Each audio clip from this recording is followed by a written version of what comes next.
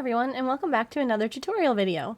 So today I thought that I would go ahead and show you all how to do some basics in amigurumi and crocheting. I've done a full stream on this, but I've never done a short, just concise tutorial video, and so I figured why not do that today. I'm going to try and break these down into a couple of simple videos, that way it's not too confusing. So today we're going to be learning how to do a magic ring and how to do increases. And I'll also be showing you how I use a running stitch marker to keep track of where I am. Let's get started. Today I'm just using a bit of yarn that I have left over and a D hook, which is a 3.25 millimeter. When you typically start amigurumi, they'll tell you to start with a magic ring. So I'm going to show you how to do the basic version and then one that's a little bit sturdier, because sometimes items are made for kids, or maybe they're going to have some weight behind them and you want that magic ring to just be a little bit firmer. This first one is just the basic kind. Now I'm a righty, so I'm going to take my left hand with that tail facing down and wrap around my fingers. I typically use my pointer and middle finger. You don't have to. You're just going to wrap it around like this and then put your hook inside of that loop. Now what I do next, transfer it over and hold it with my thumb on my right hand, and I'll take my left hand out. You can see that that makes a loop. Next, what I'll do is I'll hold my yarn the way that I typically do. So I'm going to transfer the yarn back to your left hand. I just do that so that way I can set my yarn up so that my tension will be even. With your hook inside of the circle, you're going to yarn over and pull through. And make sure that you grab the working yarn to pull through, not the tail end. So once you've pulled that through, I typically chain one just to kind of lock it into place. Most tend to start with 6 single crochets in a magic ring. What I'm going to do now is I'm going to insert my hook into that magic ring, yarn over, pull through the ring, yarn over, pull through. So that's 1 single crochet. We're going to do that 6 times. So just working into this ring that you've made. This is 3, 4, 5, and 6.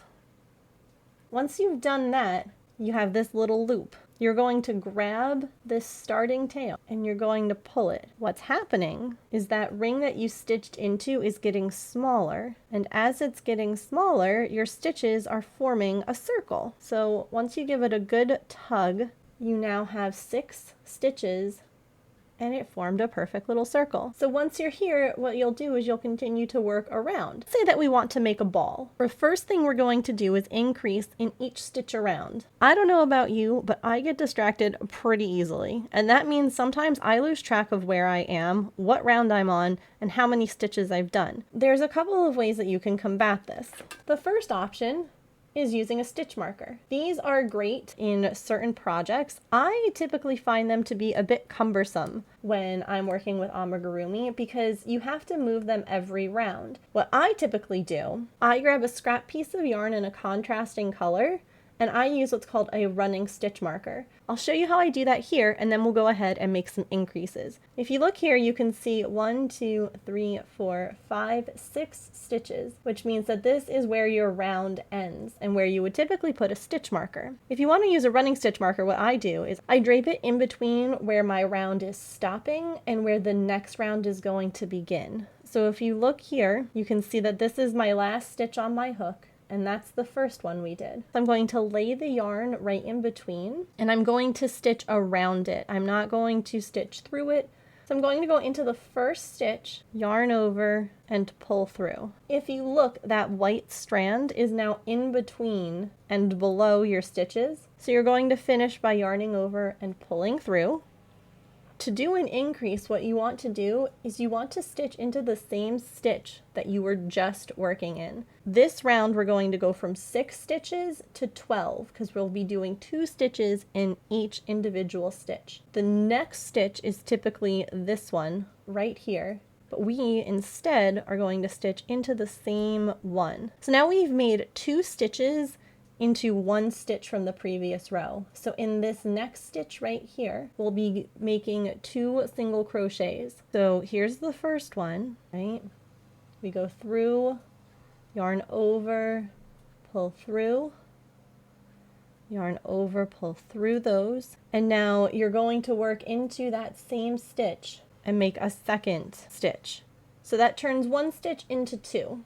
You'll continue that way all the way around until you make it back to that white strand. You can also keep track and count, that's fine too. It's actually probably a good idea to try and keep track of how many stitches you're doing. When you get to this last stitch where the white thread is, that means that you've completed your round and you should now have 12 single crochets instead of 6. For the next row, what you're going to do, instead of increasing in every stitch, you're going to do 1 single crochet and then an increase. Doing this will continue to make your circle grow slowly. Let me show you what to do here with this running stitch marker that you've got. So now that we've made it to where this stitch marker is sitting, what you're going to do is you're going to move it to the back. So this is where my last stitch is. I am going to move this to the back and out of the way, and my next stitch I'm going to work just 1 single crochet, once again being careful not to grab that white strand. See how it's just sitting there in between my stitches again? And I'm going to do 1 single crochet. So in this stitch I'll be doing an increase, so 2 stitches into one spot. In the next one you'll do 1 single crochet again, and then another increase. You'll repeat it 6 times in this instance because you started off with 6 stitches. If you do it evenly, each round will increase by 6. So we started with 6 single crochets, then we got to 12, and this row will have 18. The next round will have 2 single crochets and an increase. So I'll take the part that's up here, closest to where I'm working, and I will pull it to the front. That right there is your first stitch. Ignoring the white strand, you're going to go into that first stitch, yarn over, pull through. Once again, making sure that that running stitch marker is in between those stitches. Yarn over, pull through. We'll do a single crochet in the next stitch as well. And now we'll do our increase in the third, as that is repeating our pattern. We'll do 2 single crochets and an increase 6 times on this round. We're getting back to our running stitch marker. Now, as you can see, the real nice thing about using a running stitch marker is that you can leave it in your work. When you're done and you don't need this anymore, all you have to do is pull. Do you see how it's coming out? I don't want to actually pull it out because I'm going to do a few more rounds. This is as big as we wanted to make our item. Single crochet around at this point until the object was the size that you wanted it to be. So let's go ahead and we'll do a couple of rounds of single crochet. I'm going to take this running stitch marker, move it to the back, and then work into that first stitch. Since I'm not making this any bigger, I'm just going to single crochet around. There's no increases this time. Now, what you might notice is that your piece will start to kind of curl a little bit. Since you are no longer adding any increases, that means that your shape is no longer getting any larger. So essentially what we've done is we have stopped increasing, which means that we've stopped making the item any wider. Now what we're going to do is we're going to make the item taller. So let's go ahead and do a little bit more. So we've done 1 full single crochet round. We'll move our running stitch marker to the other side and continue. The more rounds of single crochet you do, the taller the item will become.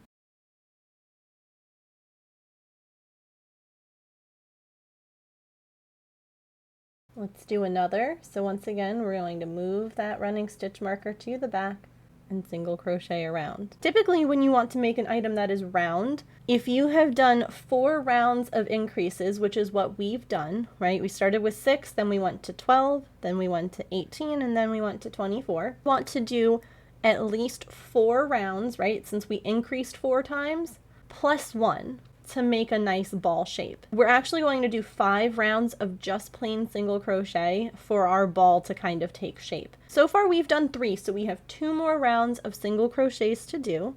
So let's continue. Okay, we have 1 more to do.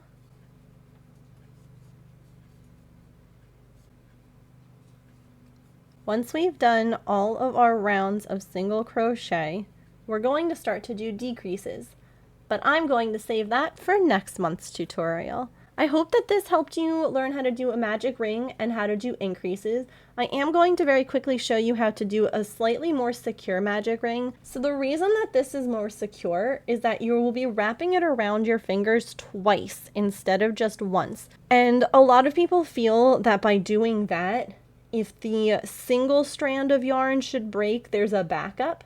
So it's actually the exact same steps that you did for the magic ring I showed you at the beginning. The only difference is that instead of wrapping around your hand once, you're going to do it twice. You're going to stick it through 2 strands this time. And you're going to yarn over, pull through, do your chain 1, and then start to do your single crochets around 3 strands of yarn. 2 of them being the magic ring, and 1 of them being the tail that you'll pull to close the magic ring. So let me show you what that looks like. This will feel bulkier because there is more yarn. What I normally do is I'll give this a little tug, and you'll see one of the ends start to close before the other. And I'll actually grab the one that's closing first and give that a pull, because I want to pull close the one furthest from the tail. So what I'll do is I'll pull that until it's almost all the way closed. Give it a slight tug, just like that. The one that started to close when you pulled the tail should just pull real nice and easy now.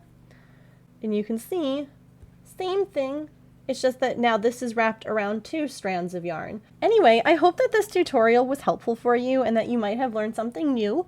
I hope that you give it a try. Definitely let me know if you have any questions. Be sure to stop by again next month when I show you how to do the decreases and how to close your item and weave in your ends. Thank you so much for watching, and I will see you guys next time.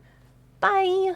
Today the cat is causing chaos. I'm trying to film this, and she's in my yarn closet.